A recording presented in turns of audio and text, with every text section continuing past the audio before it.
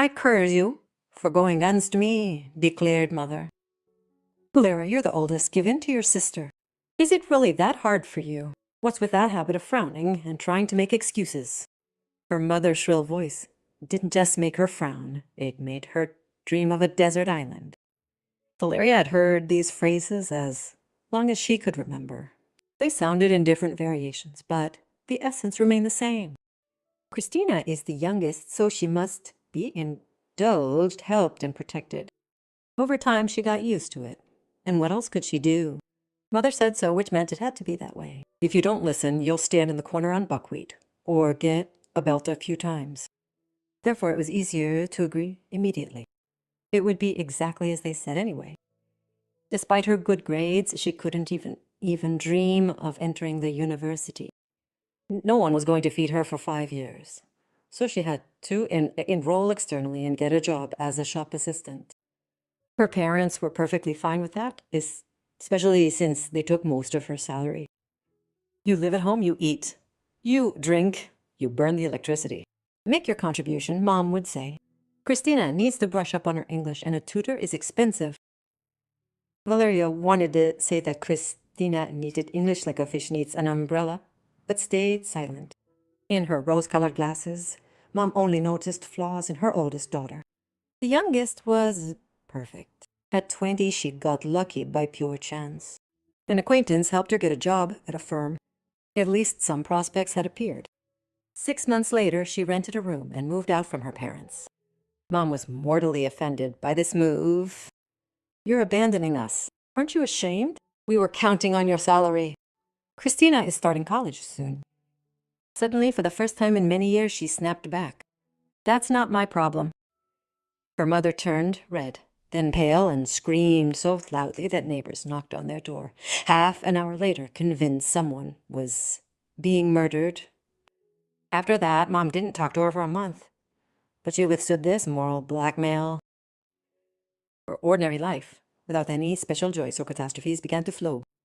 Lyra saved on everything, hoarding for a down payment. Then, with the help of a mortgage, she managed to buy a 3-room apartment in an old Khrushchev-era building with a tiny kitchen and a walk-through room. The price was reduced. An old man had died in the apartment and was only found a month later. So you could say she got lucky. At 28, she met Igor. A good guy, calm and reliable, with golden hands. It was he who did excellent renovations in her dilapidated apartment. But it didn't work out. He met someone else, left, then came back and left again. And after these emotional roller coasters and tears, she swore she'd rather live out her days with a cat than didn't believe anyone ever again. Her younger sister, Christina, wasn't bored either. She enrolled in college but dropped out, then rushed into marriage. Valeria was shocked by this choice, but her mother was absolutely thrilled. Sergei was from their neighborhood, cheerful, quick-witted, and loved to drink and party. For some reason, her mother liked him. She even praised him whenever she met with her older daughter. "Christina's so lucky. He carries her in his arms, he adores her. Not like you, who nobody needs." She wanted to reply that he carries her in his arms because they never have any money. He drinks away their last pennies. But she remained silent. If they like living that way, let them live. The young couple lived with her parents, which again shocked Valeria. A year later, the first child was born. 2 years after that, the second, then the third. Christina stayed home. Sergei worked as a taxi driver. A loader would disappear for weeks on shifts. But there still wasn't enough money. Her mother looked after the grandkids and helped out. She would visit once a month, bringing clothes, toys, and groceries. She felt sorry for her nieces and nephews who were innocent in all of this. When the youngest nephew turned 3, Christina and her husband finally bought their own place. True, for some reason it was just a 1-room apartment in the suburbs, but it was something. That day, nothing hinted at any trouble. She arrived for her mother's birthday in a great mood, played with the kids, gave out gifts, and had a delicious meal. And suddenly her mother started her song. "Lyra, I wanted to have a serious talk with you. After all, you are our family. Christina's a mother, you have to understand. They have a 1-room apartment and 3 kids. Where are they supposed to sleep? On the floor, or what? And you have such a huge place. You're alone, you don't need much. She froze with her fork in her hand, looked around at her dear relatives, and realized this conversation was a surprise only to her. Her father was demonstratively studying the patterns on his plate. Christina and her husband were watching her with a sort of sly smirk. Mom watched her reaction with narrowed eyes, her nose twitching greedily. A phrase from some movie instantly came to mind. They're going to rob me. What do you mean? I don't need much. Well, why do you need so many rooms? You have no man. A one-room place is enough for you and your flea-ridden cat. Christina needs it more. She has children. Mom, are you suggesting I give them my apartment? Why give it away? Swap. You trade, they move into your three-room place. You move into their one-room place. It's all perfectly logical. Yes, it's not for nothing they say oversimplicity is worse than theft. Logical. No arguing with that. Most importantly, her parents genuinely believe this is normal. Unable to take it, she turned to her sister. Do you think so too? Tamila smiled at her and began explaining as if to someone mentally disabled. Clara, just try to understand us. The kids are growing. There's no room at all. We have no money whatsoever.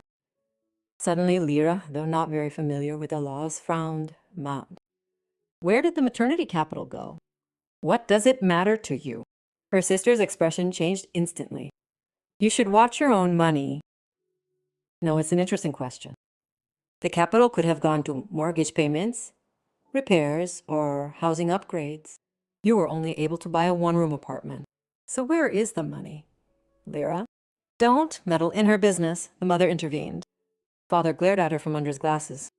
Before, she would have stayed silent, but now it was as if a demon possessed her, egging her on to snap back. What do you mean, not my business? You're currently dividing up my apartment. Your apartment is our common property. The mother cut her off. We helped you as much as we could, and now you must help your sister. How did you help me? I bought the apartment myself, did the renovations myself, and pay the mortgage myself. Where were you then? Forgot how you begged us for money.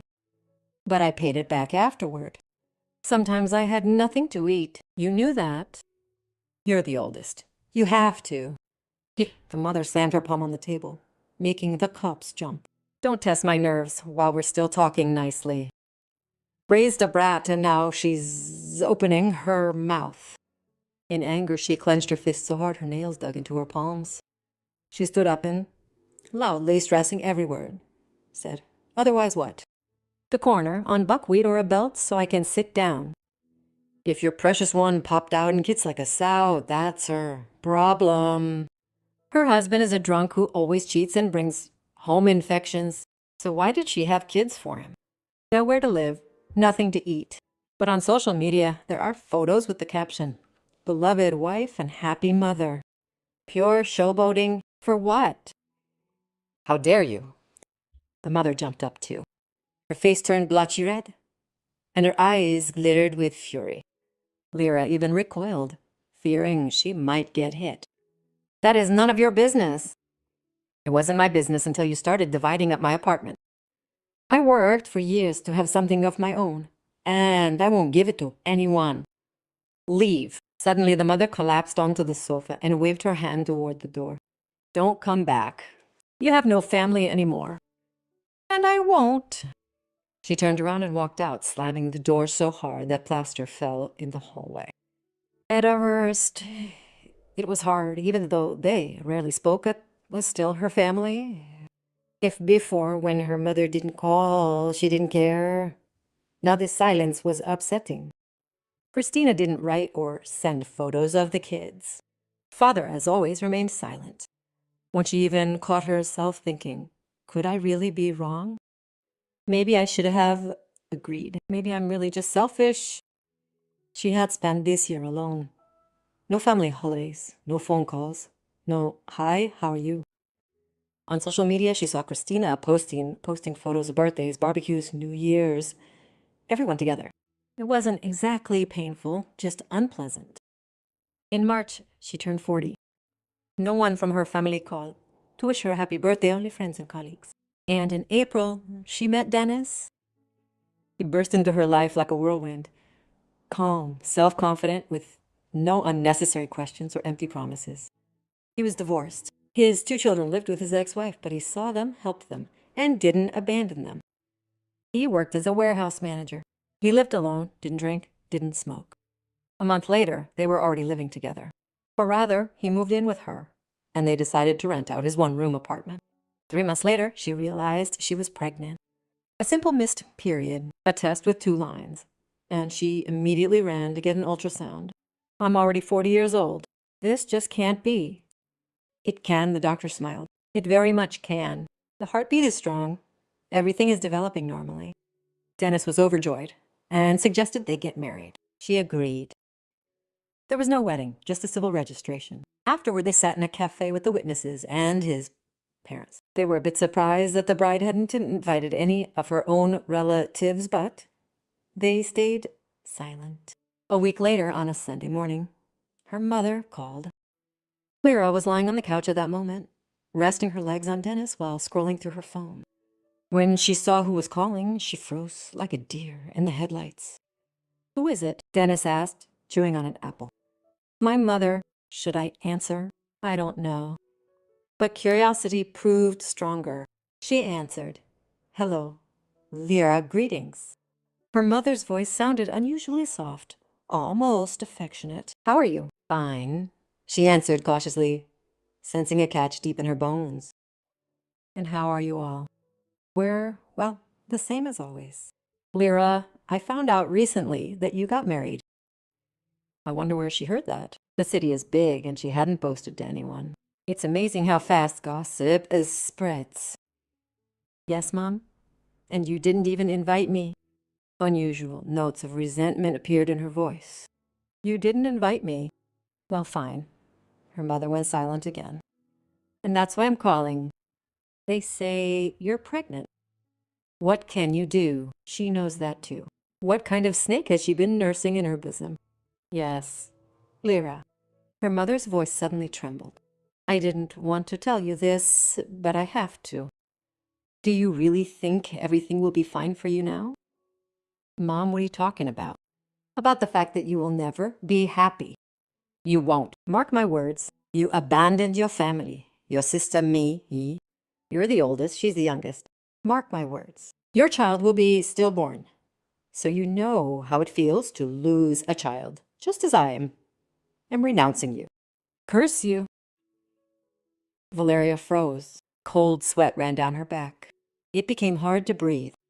What could be more terrifying than a mother's curse? "What did you say?" she asked again, though she had heard every word. "I said exactly what I meant, that your child should be born dead. A punishment, so you know how it feels to abandon family. To not share with your sister, to disobey your mother. So you will hurt just as much as I do." Suddenly she felt calm, as if an invisible hand had rested on her shoulders. "Mom, you belong in a mental institution. They treat people like you there. I suggest you go and get checked out. Maybe they can help you. And stop bothering me." She hung up and added the number to her blacklist.